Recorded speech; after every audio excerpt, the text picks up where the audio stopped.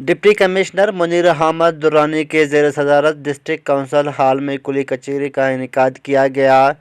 کلی کچہری میں S P Kalat Dostain Dashti, wing commander colonel Homer, assistant commissioner Jahanzeb Baloch بھی موجود تھے۔ اس کے علاوہ تمام محکموں کے آفیسران، ریونیو اسٹاف، عوامی نمائندگان، سیاسی جماعتوں، شہر اور دیہی علاقوں سے عوام نے کثیر تعداد میں، جبکہ کلی کچہری میں لاپتہ افراد کے لواحقین نے بھی شرکت کی۔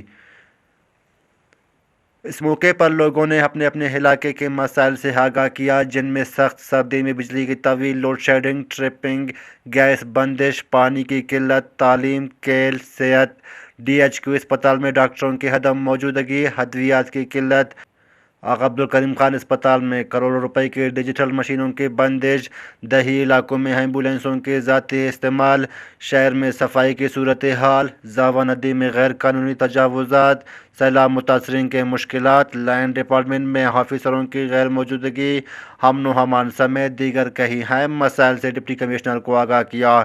کلی کچہری میں موجود مختلف محکموں کے آفیسروں سے ڈپٹی کمشنر نے عوام کے سوالوں کا جواب طلب کیا۔ متعلقہ محکموں کے آفیسروں نے عوام کے سوالوں کا جواب دیا۔ غفلت برتنے والے آفیسروں کو ڈپٹی کمشنر نے فوری طور پر عوام کے مسائل ان کے دہلیز پر حل کرنے کی ہدایت کی۔